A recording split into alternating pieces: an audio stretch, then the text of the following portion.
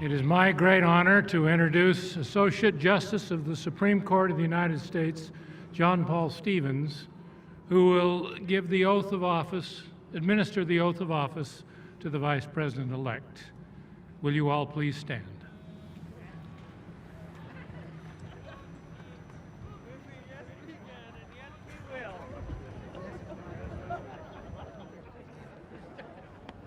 Mr. Justice. You get the Bible there, baby? Read the Bible.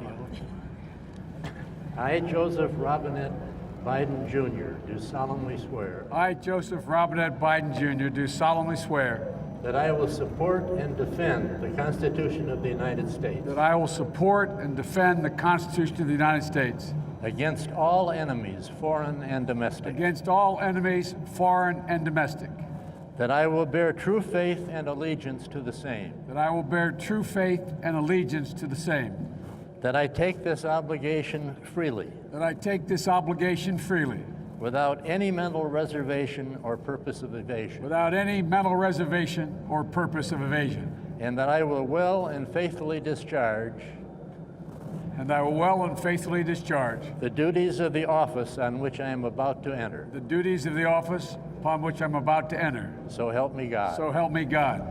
Thank you, Mr. Justice. It's an honor to have you here. Thank you. Thank you so much.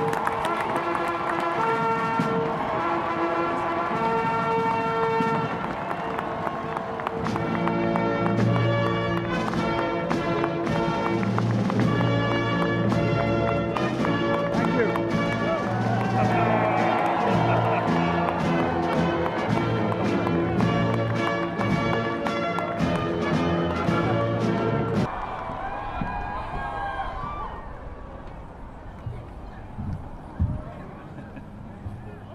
That was for you.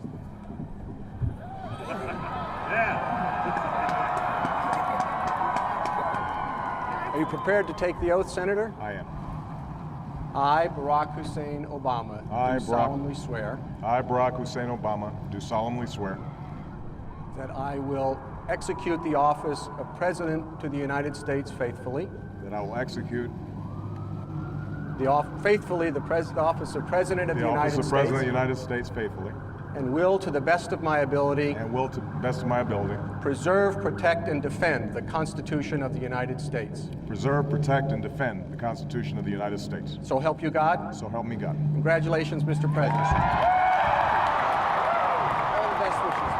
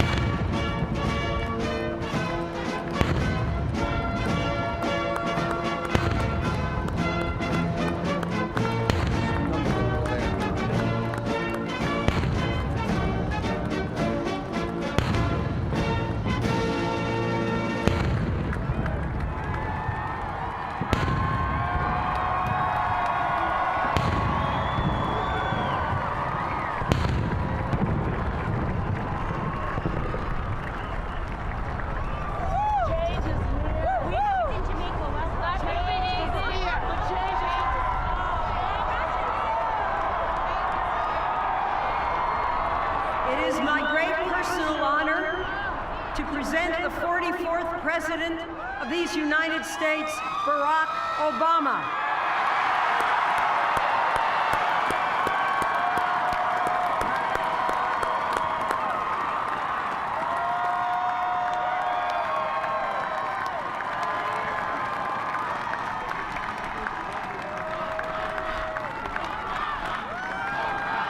Thank you. Thank you.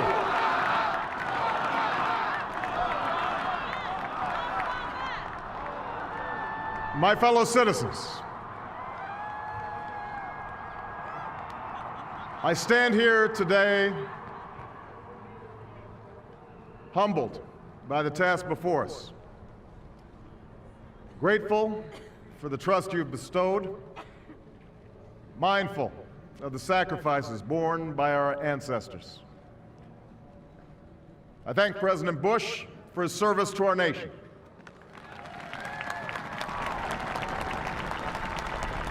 As well as the generosity and cooperation he has shown throughout this transition. 44 Americans have now taken the presidential oath. The words have been spoken during rising tides of prosperity and the still waters of peace. Yet, every so often, the oath is taken amidst gathering clouds and raging storms. At these moments, America has carried on not simply because of the skill or vision of those in high office, but because we, the people, have remained faithful to the ideals of our forebears and true to our founding documents. So it has been, so it must be with this generation of Americans. That we are in the midst of crisis is now well understood. Our nation is at war against a far-reaching network of violence and hatred. Our economy is badly weakened, a consequence of greed and irresponsibility on the part of some, but also our collective failure to make hard choices and prepare the nation for a new age. Homes have been lost, jobs shed, businesses shuttered. Our health care is too costly, our schools fail too many, and each day brings further evidence that the ways we use energy strengthen our adversaries and threaten our planet. These are the indicators of crisis, subject to data and statistics. Less measurable, but no less profound, is a sapping of confidence across our land. A nagging fear that America's decline is inevitable, that the next generation must lower its sights. Today, I say to you that the challenges we face are real. They are serious and they are many. They will not be met easily or in a short span of time.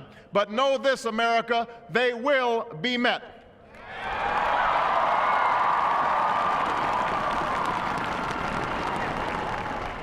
On this day, we gather because we have chosen hope over fear, unity of purpose over conflict and discord. On this day, we come to proclaim an end to the petty grievances and false promises, the recriminations and worn-out dogmas that for far too long have strangled our politics. We remain a young nation, but in the words of Scripture, the time has come to set aside childish things. The time has come to reaffirm our enduring spirit, to choose our better history, to carry forward that precious gift, that noble idea passed on from generation to generation, the God-given promise that all are equal, all are free, and all deserve a chance to pursue their full measure of happiness.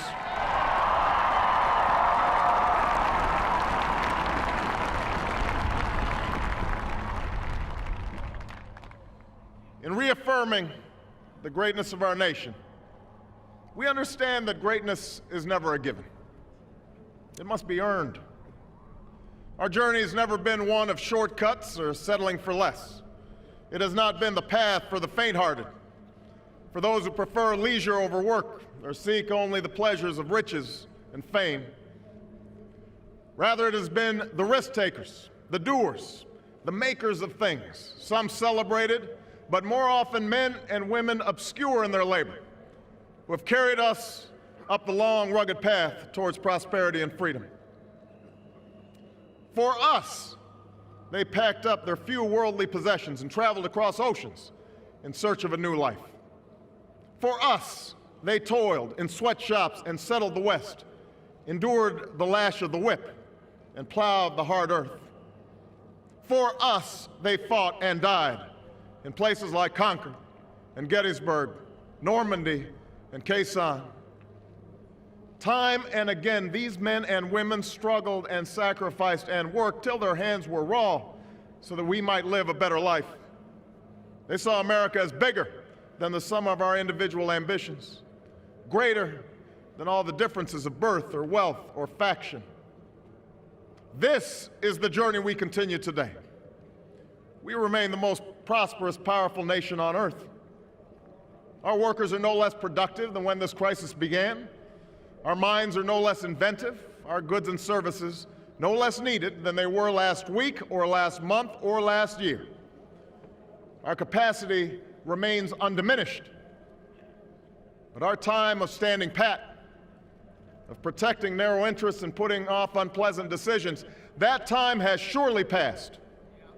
Starting today, we must pick ourselves up, dust ourselves off, and begin again the work of remaking America.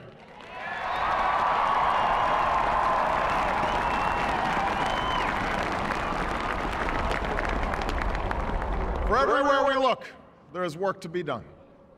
The state of our economy calls for action, bold and swift, and we will act, not only to create new jobs, but to lay a new foundation for growth. We will build the roads and bridges, the electric grids and digital lines that feed our commerce and bind us together. We will restore science to its rightful place and wield technology's wonders to raise healthcare's quality and lower its cost. We will harness the sun and the winds and the soil to fuel our cars and run our factories, and we will transform our schools and colleges and universities to meet the demands of a new age. All this we can do. All this we will do. Now, there are some who question the scale of our ambitions, who suggest that our system cannot tolerate too many big plans. Their memories are short, for they have forgotten what this country has already done, what free men and women can achieve when imagination is joined to common purpose and necessity to courage.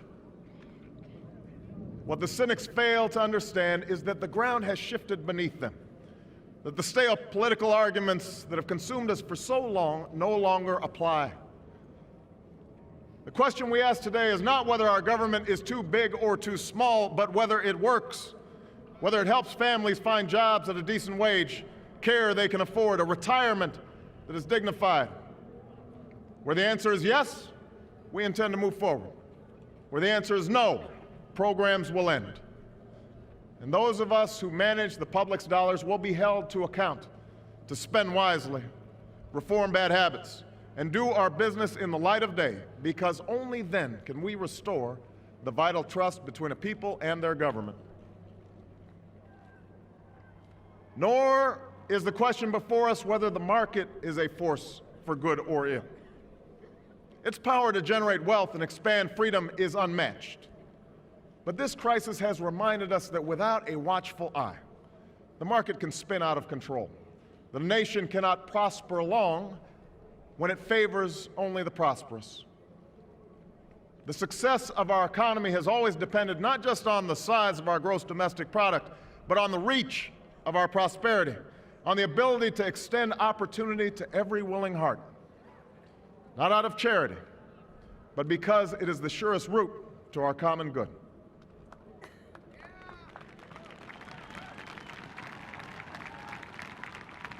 As for our common defense, we reject as false the choice between our safety and our ideals. Our founding fathers,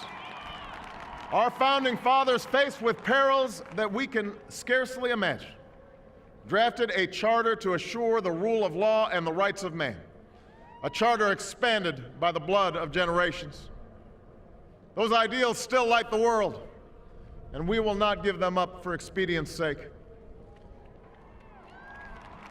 And so, to all the other peoples and governments who are watching today, from the grandest capitals to the small village where my father was born, know that America is a friend of each nation and every man, woman, and child who seeks a future of peace and dignity, and we are ready to lead once more.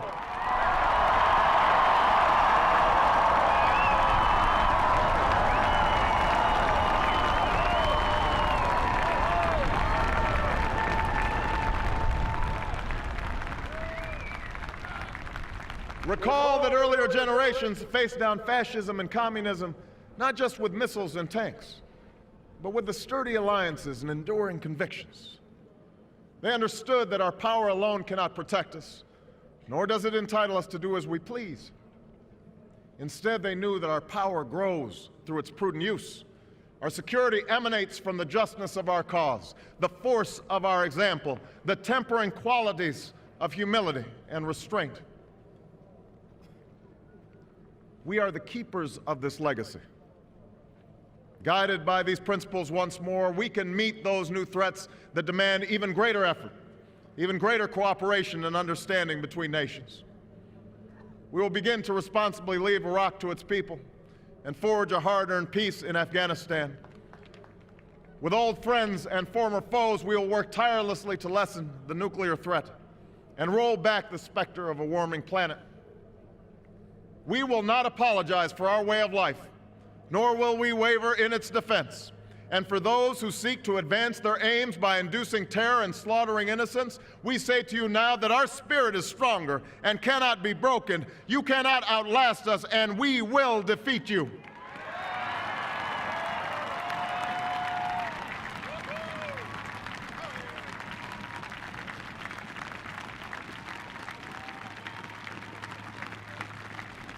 For we know that our patchwork heritage is a strength, not a weakness.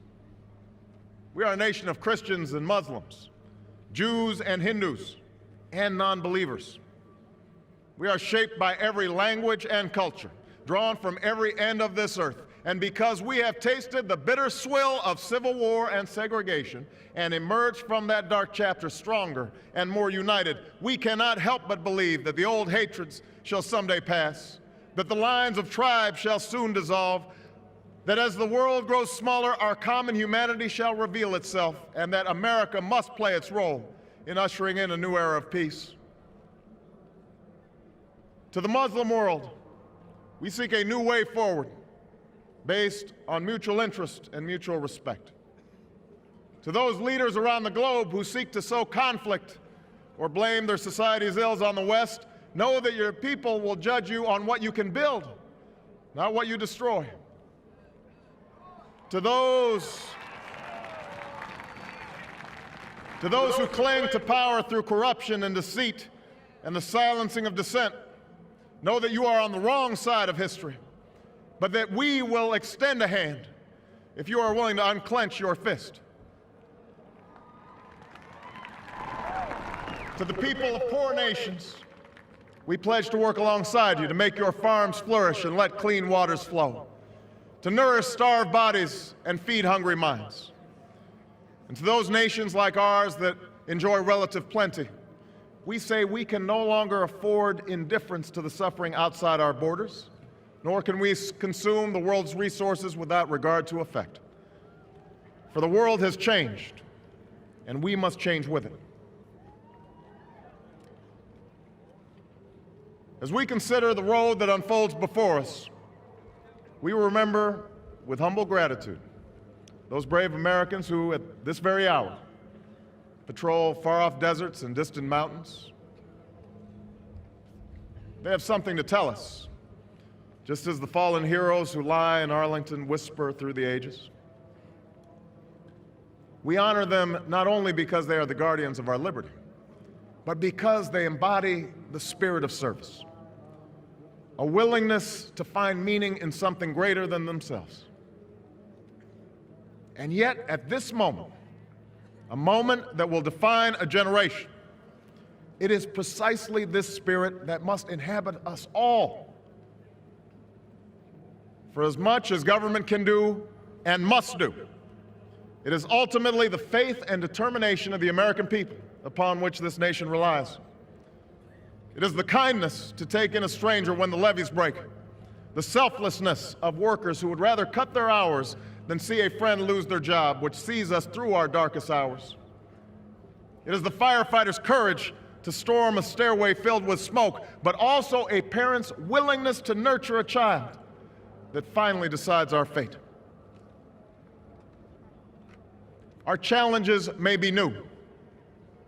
The instruments with which we meet them may be new. But those values upon which our success depends, honesty and hard work, courage and fair play, tolerance and curiosity, loyalty and patriotism, these things are old. These things are true. They have been the quiet force of progress throughout our history. What is demanded then is a return to these truths. What is required of us now is a new era of responsibility, a recognition on the part of every American that we have duties to ourselves, our nation, and the world. Duties that we do not grudgingly accept, but rather seize gladly, firm in the knowledge that there is nothing so satisfying to the spirit, so defining of our character, than giving our all to a difficult task. This is the price and the promise of citizenship. This is the source of our confidence, the knowledge that God calls on us to shape an uncertain destiny. This is the meaning of our liberty and our creed, why men and women and children of every race and every faith can join in celebration across this magnificent mall, and why a man whose father less than 60 years ago might not have been served at a local restaurant can now stand before you to take a most sacred oath.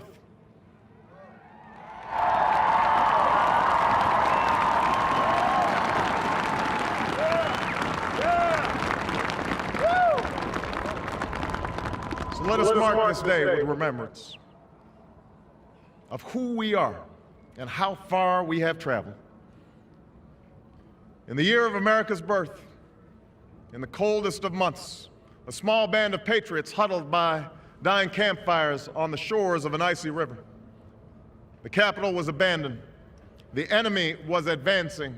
The snow was stained with blood. At a moment when the outcome of our revolution was most in doubt, the father of our nation ordered these words be read to the people. Let it be told to the future world that in the depth of winter, when nothing but hope and virtue could survive, that the city and the country, alarmed at one common danger, came forth to meet it. America, in the face of our common dangers, in this winter of our hardship, let us remember these timeless words. With hope and virtue, let us brave once more the icy currents and endure what storms may come.